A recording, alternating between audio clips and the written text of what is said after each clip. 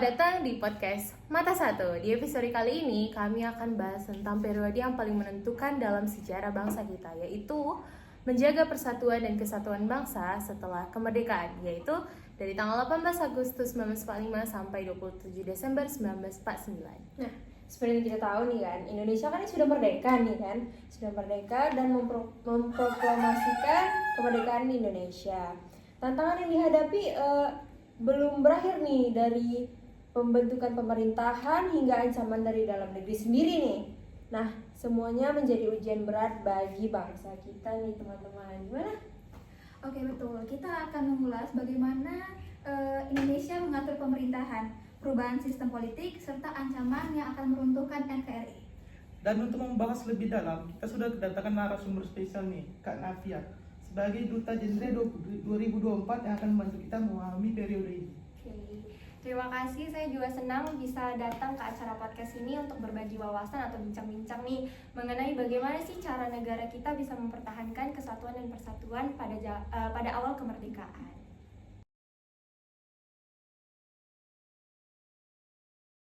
Nah, mari kita mulai dengan sistem kepemerintahan di Indonesia setelah merdeka. Saat itu, Indonesia berbentuk negara kesatuan dengan sistem pemerintahan presidensial. Presiden Soekarno menjabat sebagai kepala negara sekaligus kepala kepemerintahan. Namun, dalam pelaksanaan Undang-Undang Dasar tahun 1945 itu masih belum dilaksanakan 100% dikarenakan Indonesia masih mempertahankan kemerdekaan dari ancaman asing seperti Belanda yang mencoba kembali menjajah bangsa Indonesia. Nah, Kak Nafisa, bisa diceritakan sedikit nggak sih bagaimana kondisi pemerintahan saat itu? Oke, benar ya tadi yang dibilang sama Kamila, kalau misalnya undang-undang kita belum bisa berjalan dengan baik nih di awal kemerdekaan. Jadi pemerintahan pada saat itu belum ada bisa ngebentuk DPR, MPR, ataupun lembaga-lembaga lainnya seperti zaman sekarang yang sistematis gitu kan. Jadi Soekarno memutuskan untuk menjalankan kekuasaannya sendiri, didampingi sama KNIP atau Komite Nasional Indonesia Pusat.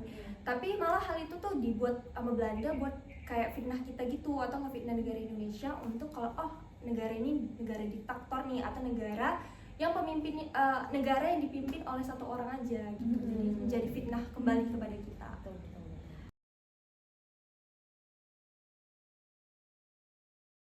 Oke, lalu untuk membantah propaganda Belanda dan untuk menunjukkan bahwa Indonesia adalah negara yang demokratis, pemerintah mengeluarkan beberapa maklumat penting. Di antaranya itu 1.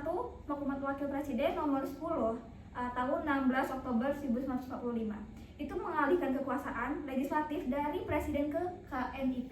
Yang kedua, maklumat tanggal 2 November 1945 mendorong pembentukan partai politik untuk menunjukkan bahwa Indonesia adalah negara demokrasi. Yang ketiga, maklumat tanggal 14 November 1945 mengubah sistem pemerintahan ini dari presidensial menjadi parlementer. Oke, Kak Nafia, bagaimana dampak perubahan sistem pemerintahan ini? Oke, yang pertama kita harus tahu dulu nih apa perbedaan dari pemerintahan presidensial sama pemerintahan parlementer. Kalau presidensial itu kepala negaranya itu kan presiden, terus kepala pemerintahannya juga presiden. Jadi menteri-menteri itu bertanggung jawab semua tuh sama presiden, karena presiden lah yang istilahnya ikon negaranya gitu kan. Tapi kalau misalnya dia parlementer, kepala negaranya itu bukan presiden, dia tuh kayak raja atau ketua gitu disebut. Dia nggak bisa disebut presiden, Kayak kaisar gitu lah ya. kayak kesultanan gitu gitulah. Nah kalau kepala pemerintahannya itu dipegang sama perdana menteri. Jadi menteri-menteri di dalam negeri itu bertanggung jawabnya sama parlementer. Nah pada saat itu Soekarno nih yang jadi kepala negara kita. Dia tetap jadi ikon kita, tapi yang mengurus semua sistem pemerintahan kita tuh si Muhammad Hatta. Dia lah yang menjadi perdana menteri kita gitu kan istilahnya. Nah tentu saja ini tuh ngebuat kondisi politik kita nggak stabil, karena kan Muhammad Hatta tuh bebas tuh nunjuk siapa aja yang bakal jadi kabinet, kayak kabinet aku jadi kabinet ini, aku jadi kabinet ini, dan dia tuh juga bebas bakal ngeruntuhin kabinet itu kapan aja suka hati dia gitu, karena dia lah yang berkuasa gitu kan. Jadi yang ngebuat sistem parlementer tuh jadi nggak stabil, karena bayangin kurang lebih kalau nggak salah itu ada sekitar berapa tahun ya demokrasi parlementer tuh sekitar 14 atau 13 tahun kurang lebih. Nah itu terjadi pergantian selama sebanyak 7 kabinet. Jadi bisa dibayangin satu kabinet tuh cuman berkuasa selama 2 tahun. Jadi kayak dia menguasai negara ini, Iya, suka dia aja. jadi Jadi itu kayak- yang kayak bikin stabil ya. Karena kalau parlementer yang nggak suka sama kabinet ini, ya udah dijatuhin orang itu aja kabinetnya gitu. Ya udah ngebuat kondisi negara kita menjadi nggak stabil.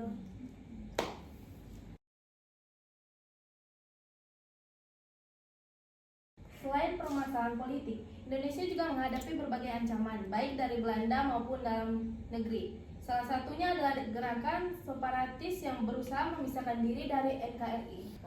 Ada dua pemberontakan. Yang pertama adalah pemberontakan PKI di Madiun tahun 1948 dan gerakan DITI di Jawa Barat. Nah, Kak Nafia, bisa nggak sih dijelaskan lebih sedikit aja mengenai dua gerakan ini supaya teman-teman dan penonton ini lebih paham gitu?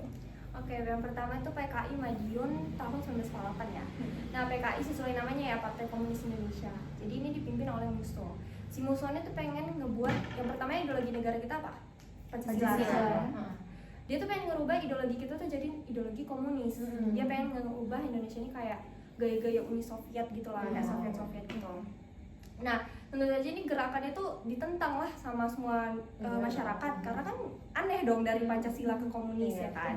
Terus Hatta pun bilang sama masyarakat supaya jangan terikut lah sama pikiran si Musso ini untuk merubah negara kita. Terus juga akhirnya Musso berhasil nih ditembak kalau nggak salah pada tanggal 31 Oktober 1948. Terus setelah itu 2 bulan kemudian pemberontakan itu berhasil diatasi sama TNI kita dan pemberontakan itu hilang gitu lah istilahnya, berhasil diredain lah gitu kan. Berarti nih kalau kita jadi kayak partai orang komunis, berarti kita nih juga masih di bawah naungan mereka lah kayak gitu, ya. pasti masih dibilang zaman perang juga nggak sih, kayak nggak akan jauh-jauh dari Walaupun kita udah merdeka nih kan, tapi masih rasanya dijajah pasti gitu. masih kayak kayak masih tekanan penjajahan masih terasa Kita banget nggak nih. bebas gitu kan, kita harus mengikuti mereka gitu. Ya betul. Terus gerakan yang kedua gerakan DI atau TII. Jadi gerakan ini ada gerakan Darul Islam atau Tentara Indonesia Islam. Tentara Islam Indonesia. Nah ini gerakan ini tuh terjadi nggak di Jawa Barat aja, ada di Jawa Timur, ada di Kalimantan, ada di Sulawesi, banyak gerakannya tapi waktunya berbeda-beda gitu.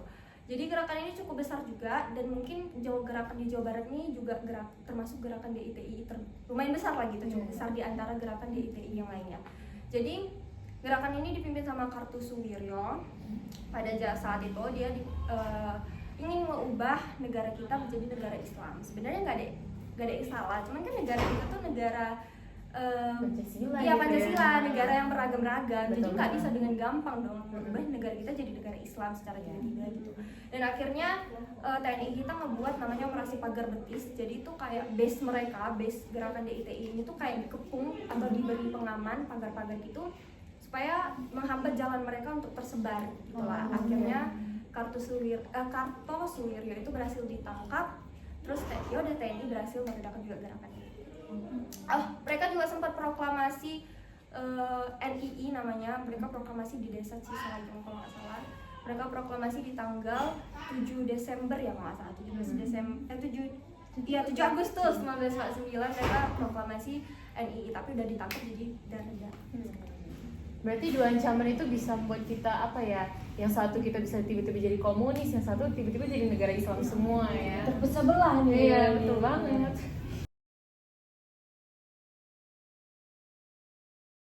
Oke, pada akhirnya kan periode ini kan berakhir dengan konferensi Meja Bundar. Salah satu keputusan terpenting dari konferensi Meja Bundar ini adalah mengubah Indonesia dari negara kesatuan menjadi negara serikat. Oke, Kak Nafia, bagaimana dampak dari keputusan ini terhadap perjuangan bangsa Indonesia? Oke, yang pertama negara kita tuh bentuknya apa? Republik. Kesatuan ya, Iya, negara kesatuan. Kesatuan Republik Indonesia. Jadi yang awalnya negara kesatuan tuh diganti jadi negara serikat. Apa contoh negara sekarang yang negara serikat? Amerika. Ya, betul. Jadi Amerika Serikat kan kita tahu presidennya tuh Donald Trump kan. Iya. Tapi di dalam Amerika Serikat itu ada negara bagian lagi tuh, Iya, Amerika iya. Selatan, Amerika ini gitu. Nah, jadi Indonesia tuh dibuat kayak gitu juga. Kita dibagi menjadi 9 bagian. Ada kita nih di Medan kan, itu dinamanya Sumatera Timur. Dulu kita dipimpin sama namanya Tengku Mansur kalau saya nggak salah. Terus ada juga kayak Jawa Tengah, bagian Jawa Tengah, Jawa Timur, Jawa Barat. Terus ada Indonesia Timur, ada Kalimantan dan ada pokoknya dibagi menjadi 9 bagian. Sama kayak di Amerika, jadi setiap daerah-daerah tadi bagian itu ada namanya, saya nggak tahu kalau namanya di Indonesia, kayaknya kayak ketua gitu lah. Pokoknya dia pengganti, dia setara dengan presiden. Oh, kayak perdana menteri gitu nggak sih? Enggak, dia kalau di Amerika dia gubernur. Oh iya iya. Nah, iya, tapi kan kalau kita gubernur kayak biasa aja kan, Iya, kayak di provinsi. Kalau ini udah gitu. setara sama presiden jadi pada saat itu. Jadi misalnya kita Sumatera Timur nih, kita mau buat peraturan kalau misalnya kita boleh nih nikah sejenis di Sumatera Timur, itu bebas aja. Jadi pemimpin kita di misalnya pemimpin kita pada saat itu si Soekarno nggak bisa ngomong apa-apa nih sama kita, karena kita punya hak itu Iya. gitu. Jadi hal itu tentu aja ngebuat jadi Indonesia itu dipecah-pecah 9 bagian kan, dan dengan kepala pemerintahan yang beda-beda, peraturan yang beda-beda juga gitu. Jadi masyarakat sadar, oh ini nggak bener nih, ini dibuat Indonesia Serikat malah ngebuat Indonesia terpecah belah, malah ngebuat Belanda makin mudah masuk negara kita kan. Tinggal negara aja taklukan Sumatera Timur, ditaklukkan ini, taklukan diambil lah sama Indonesia gitu kan, makin mudah dia ngambil Indonesia. Jadi akhirnya RIS pun dibatalin sama Soekarno atau dibubarin itu di tanggal 17 Agustus tahun depan ya, 1950 kan, setelah dari konferensi meja bundar itu. Berarti apa ya namanya? Berarti rakyat Indonesia ini walaupun kita tuh minim sama yang namanya sekolah, tapi mereka tuh masih tahu tuh apa yang seharusnya benar untuk kita kan. Apalagi rakyat Indonesia yang masih lemah dalam sisi sekolah maupun pendidikan, segi dari pengetahuan umum mereka, tapi mereka masih tetap bisa loh. Berarti Thailand itu juga dia terbagi-bagi negaranya apa gimana? Soalnya kan mereka ada peraturan boleh nikah nih sekarang sesama jenis, itu mereka punya negara bagian sendiri juga apa gimana sih? Kayaknya mereka semua negara, satu negara itu, karena Berarti mereka tetap pemerintah yang kesatuan. menyetujui Iya. bahwa wah, Mungkin gimana ya, kalau di Thailand itu rakyat lah yang Menyetujui. menyetujui kayak suara rakyat tuh nomor 1 gitu. Pemerintah kan jadi kayak oh ya udahlah kalau rakyat Oh, mau iya. gitu. Iya. Sedangkan daripada demo Ah, gitu iya, kan. kalau di Indonesia ini memang suara rakyat tuh berguna, tapi kadang pemerintah kadang ini enggak, juga kadang enggak. kadang pemerintah kayak nggak usah lah, nggak penting gitu. Iya, benar.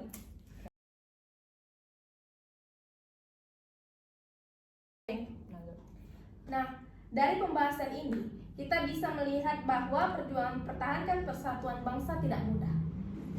Setelah merdeka, Indonesia masih menghadapi banyak tantangan baik dari dalam negeri maupun dari luar negeri. Benar, dari sistem pemerintahan yang berubah-ubah dan dari ancaman separatis itu membuat Indonesia semakin kuat itu untuk menjaga keutuhan negara kita. Waduh, terima kasih banyak nih sama Kak Navia. Jadi tuh kita lebih tahu nih zaman pemerintahan Soekarno itu gimana kan, zaman pemerintahan negara Indonesia dahulu itu gimana. Makasih banyak loh buat Kak Navia udah mau berbagi wawasan sama kita. Kita jadi tahu sejarah nih kan. Emang duta ini Iya, bener banget ya. Jadi cocok aja jadi duta. ini duta nih pasti udah ada buktinya, pasti Iya. wawasan mereka pasti sangat Approve, luas. duta approve banget. Semantilas nih, Semantilas. duta approve guys. Betul banget. Oke, sama-sama juga telah mengundang saya ke acara podcast ini. Saya juga senang bisa berbagi dan cerita-cerita juga tentang bagaimana perjuangan Indonesia di awalnya. Dan saya juga berharap semoga remaja pada saat ini jangan mudah terpecah belah, jangan mudah karena dampak globalisasi kan semakin ngeri, Iya, bener lebih banget. cinta sama negara orang dibanding cinta negara Iya, sendiri. bener. Padahal negaranya memperjuangi sangat lama untuk dapat negara seperti sekarang. Apalagi sekarang kita tuh sebagai masyarakat yang kita lihat tuh orang tuh udah gaya ke barat-baratan ya, gitu nih, Halloween, Valentine, apa Bener segala banget macem sih. gitu kan. Mungkin jujur aja aku bagian dari mereka yang hampir terikut efek globalisasi ya, jadi Tapi lebih juga gengsi teman-teman. Gitu nih kan. sangat FOMO Iya. kita ini. Nengok yang beda dikit pas langsung kayak kenapa ya negara kita beda sendiri gitu kan. Selain kita pemerintahan kita tidak mendukung itu, kita juga sebagai Islam nih, sebagai umat Islam, kita juga tidak boleh dianjurkan mengikuti Halloween, Valentine, bener. karena itu budaya luar yang mereka kebanyakan tidak memiliki agama, kebanyakan bukan semua. Ya kayak di Amerika Serikat itu kan mereka yang punya peraturan sendiri di setiap negaranya itu kan beda-beda. Ada yang tau gak sih yang negara zombie itu yang aku lupa namanya apa Iya, sih? apa sih? Dan gitu-gitu lah. Itu lah ya. Bukan Bukan. Fadil lah aja gitu. Detroit. Detroit, oh iya itu. Jadi tuh kayak mereka dilegalin untuk minum alkohol sampai narkoba sampai di dijual jalanan legal gitu itu. biasa aja gitu. Ya, itu ada untungnya juga ya kita sebagai rakyat Indonesia masih terikat akan undang-undang yang sangat ketat gitu. Cuman ketatnya sama masyarakat aja, sama pemerintah enggak. Ya, Oke, baik, inilah podcast kami hari ini. Sangat seru ya teman-teman, karena kita dapat tamu yang sangat spesial hari ini. Oke, sekian dari podcast kami. Sampai jumpa di episode selanjutnya. Dadah!